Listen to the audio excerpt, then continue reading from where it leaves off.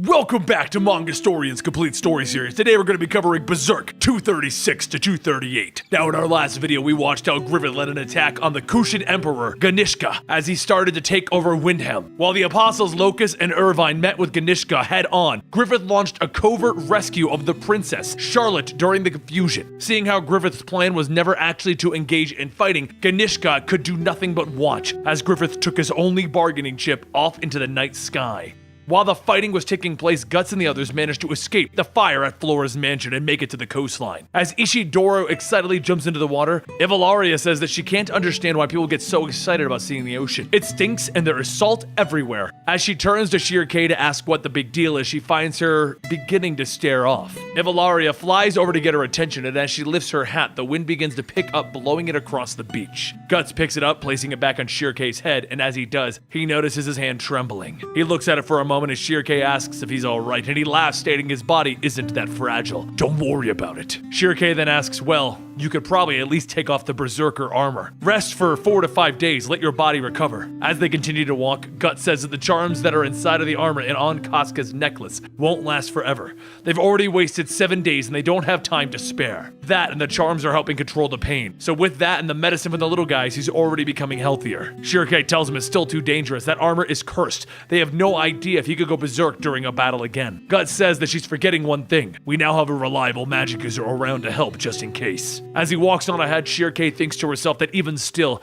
he's overdoing it. After the fight, it was truly terrible.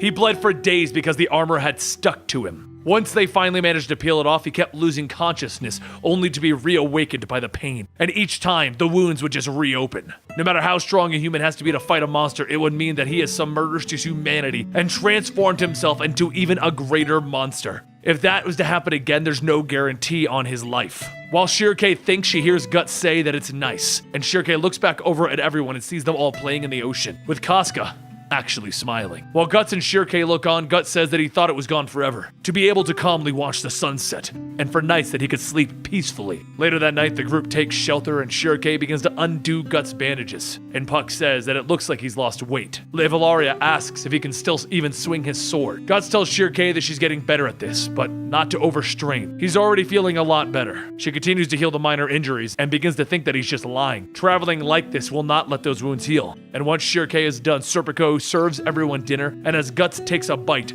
Ishidoro mentions that they can't call him the Black Swordsman anymore. With that white, they can call him the Black Swordsman and slightly white. As Ishidoro goes on for seconds, he asks Puck what his homeland is like. Puck flies over, stating that Elfheim is a utopia that lies in the Western Ocean. The birds sing, the flowers bloom, and the elves dance. Shirkei then says that she's heard of that place. There's an island in the ocean called Skellig, and much like the Spirit Tree Mansion, it's an intersection, shielding the worlds from normal people. She goes on stating that on that island, she was told that there are many wizards and witches who live among the elves. She would very much like to see this place as well. But while Ishidoro teases her that she's a kid among adults, Farnese says that she has a favor to ask of Shirkei. She would like, if it's possible, to be taught sorcery. The room falls silent and Farnese says that she's been thinking about it ever since the troll incident. At the moment that they attacked, her heart was trembling. That miracle that she had created, that skill of sorcery, there was nothing that she could do to help. Even when Casca and her were taken away, all she had was a magical short sword, and Casca is what gave her the courage to protect her. Shirkei tells her that it's just a silver dagger, and Farnese leans in, telling her, sure,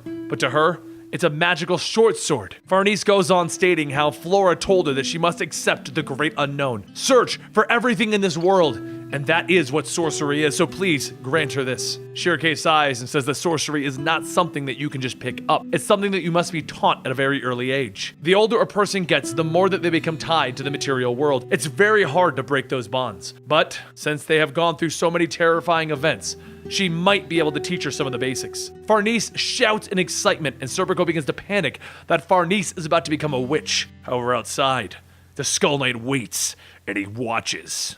Later that night, Shirkei steps outside to meditate, but her concentration is broken as Guts steps out asking if she's out for a walk. She asks if he couldn't sleep either, and Guts tells her, kind of. Shirkei then asks why is he still carrying his sword? It could slow down the healing. And Guts tells her it's a habit, really. He won't feel calm without it. As he looks out into the ocean, he says that the sea can become quite scary, like you'd be swallowed up and taken away to its depths. Shirke turns to the water and says that this is her first time at the sea. The mistress told her that the sea is connected to the astral world. It was a thing that was beautiful and kind, yet creepy and terrifying. As Shirke goes on, she says that she knows it's only been a few days, but it feels like she's come a long way. A journey that she can never return from. Guts pats Shirke in the head, telling her that she is overburdening herself, and Shirke shouts that she is not. But Guts tells her that if she keeps it up, she'll grow up to be a twisted adult. Ivalaria says that that's quite a thing for a twisted adult to say who already knows that they're twisted. Shirke quickly turns around and says that he doesn't have to worry about her. To magic users, a loved one's death isn't the end, but rather a change into something greater, so it's not something to be sad about. As Shirke forces herself to say that, tears begin to stream down her face as she turns back to Guts, crying and hugging him. A short while later, she rubs her red nose and puffy eyes, stating that she's kind of relieved now, though her eyes and nose sting from the salt. Guts laughs, telling her, "To be honest, me too.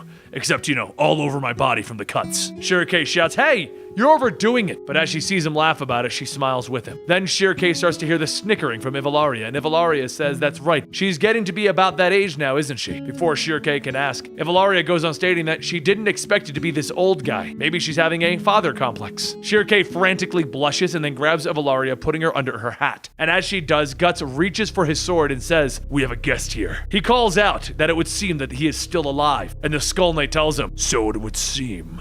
Guts says that for all the things recently that he's seen, he would like to offer his thanks, but he didn't just come to visit, did he? Him being here means that there's an apostle nearby. The breeze blows by and the Skull Knight says, "Your vision starts to lose certain colors. Your tongue loses its taste. The fingers begin to tire from the shaking. That is an omen. Wearing that armor and fighting more battles as the Berserker, things will soon become lost." Guts laughs, telling him, "I don't like how you talk like you know everything. Thanks for the warning, but it won't be happening again. I won't let it happen again." The Skull Knight stares without saying anything, and then Shirke says, "That's right. I won't let it happen again either." Shirke continues stating that she knows that he's the one who helped out at Kulpeth and the Spirit Tree, and she thanks him for his assistance. However, one thing that she would like to know is what kind of a relationship did he have with her mistress? The mistress said that the armor was a dangerous cursed item, and it needed to be carefully sealed, but she always looked at it tenderly. Could it have been something that he once wore long ago? The Skull Knight remains silent for moments, and then he says that for being a student of the Witch of the Spirit Tree, she is quite intelligent. But yes, it was the armor that he wore once in the ages past, when we were still in the time of reason. Shirke focuses on those words and thinks that this person could be, and the Skull Knight goes on stating, "We were friends, much like how the two of you are now. The odd that resides in the armor is a flame that will never burn out, and if it ever gets the chance, it'll become a massive flame. Even with the charm in it now, do not let your guard down if you wish to retain your humanity." Guts says that he appreciates it, but why don't you tell us why the apostles attacked the mansion in the first place? The Skull Knight says that the Hawk only has one goal. You should know it best. The Hawk is now something that is outside the reason of the real world. There is not a single being that could threaten him here. It is like a tale where people could destroy those who bind them. So to touch or even challenge the Hawk, one must be someone who resides outside of the tale, and it's even more so for strong magic users. The Hawk must have thought that one magic user was more dangerous than an army of 10,000. However, if you continue on this journey, you will encounter many apostles, and the one who will lead them will most likely be the Hawk. Guts' eyes widen as he clenches his fist, and then the rage begins to build up. The helmet starts to creep up, ready to swallow Guts, but Shirke shouts to him and he quickly stops it. The Skull Knight then says, "To protect or challenge, keep asking yourself that. That is the destiny of one who stands alone at the interstice. However, there is only hope in the end. The land of elves that you seek, the Lord of the Elves, the Hanafubaku King, lives there." Shirke is shocked to hear the name, and Guts asks if she's heard of him. Shirke tells him that the King of the Elves is incredibly strong and mentioned in many legends. His name is written not only in the Grim War, but in many poems and tales. The Skull Knight goes on stating that with his powers, it may be possible for her, the branded girl, to regain her heart. The thoughts of Casca race to Guts' mind. Could she really be back to the way that she once was? As Guts sits in his own fantasy of how things could be, the Skull Knight says that there are still many perils that lie ahead of them. But before he leaves, there's one last thing that he wants to state. That what he may wish for may not be what she wishes for. Elsewhere along the beach, Casca wanders the shores when she sees a young black-haired boy standing before her. Back a little ways, Farnese and the others call out for Casca, and then Puck sees her run off into the distance. As everyone runs over, she's sitting with the boy wrapped in her robes. A few moments later, Guts and Shirke walk up and ask if everything's okay. And Ishidora says, "Yeah, about that.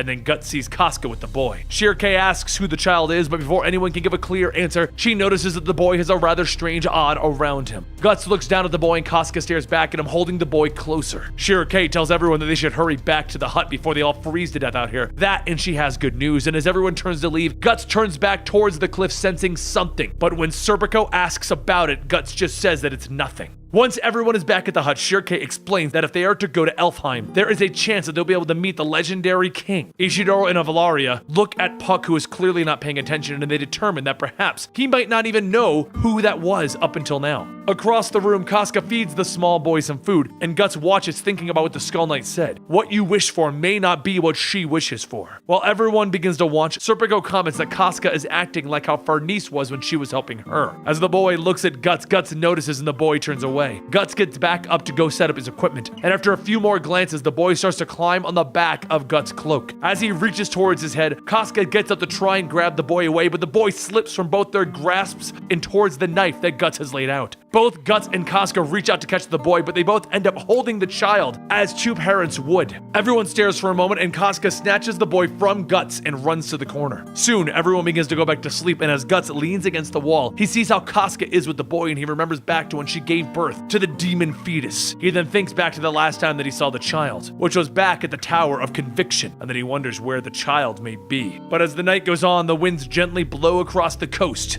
and the waves quietly crash. And in those waves, one of the Kushan crocodiles peers out of the waters. And that concludes chapter 238 of Berserk. Don't forget to subscribe to this channel to keep up to date on the Berserk videos every Friday, and click that little bell button so you're up to date on all of the videos that we put out over here.